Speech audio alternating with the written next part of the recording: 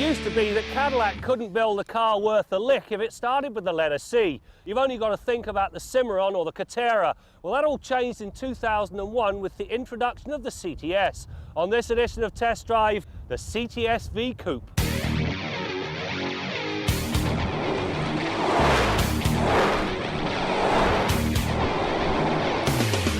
Any strikingly good-looking car needs the right sort of power. What separates the V Coupe from a mortal ride is its 6.2-litre supercharged V8 engine.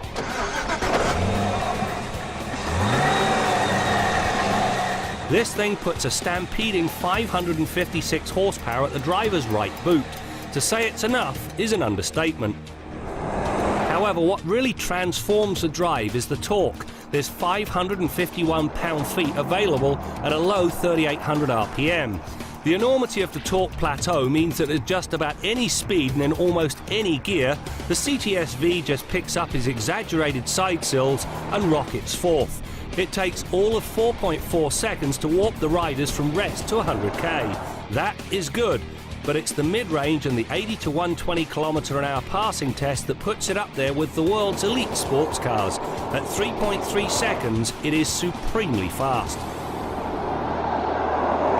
When you slip behind the wheel of the CTS V, it really does change your perception of Cadillac. This thing is world-class all the way. It starts with these leather and suede Recaro seats. They really do keep you planted when you play, and it finishes off with top-class materials, and I love this French stitching. The rest of it, well, you get everything from a backup camera to a navigation system to a loud and proud audio system. As a package, it comes together, as I say, in a world-class fashion. The power is relayed to the rear wheels through a 6-speed manual transmission that arrives with a remarkably civilized clutch. The ratios and the ease of shifting make it a perfect companion for the engine.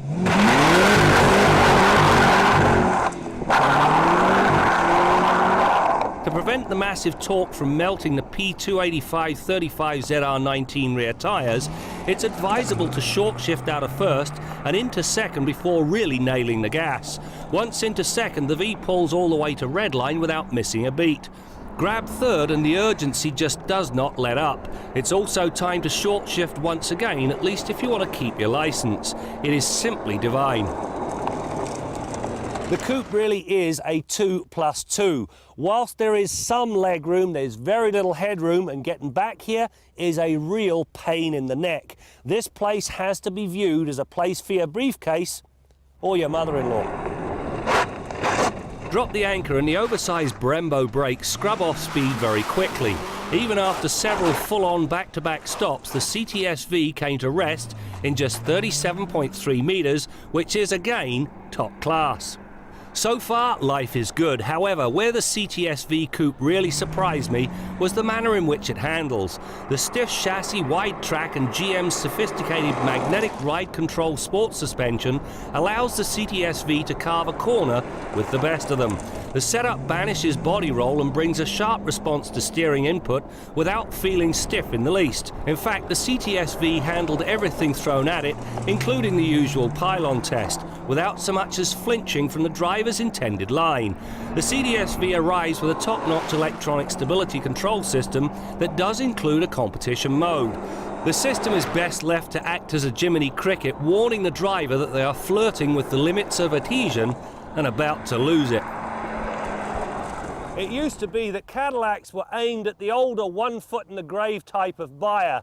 That all changed with the introduction of the CTS. The second generation, it moves them even further towards the younger set. It's got world-class handling, world-class power, and a world-class interior. That is a very good sign for Cadillac, and it will appeal, as I say, to the young, or in my case, the young at heart.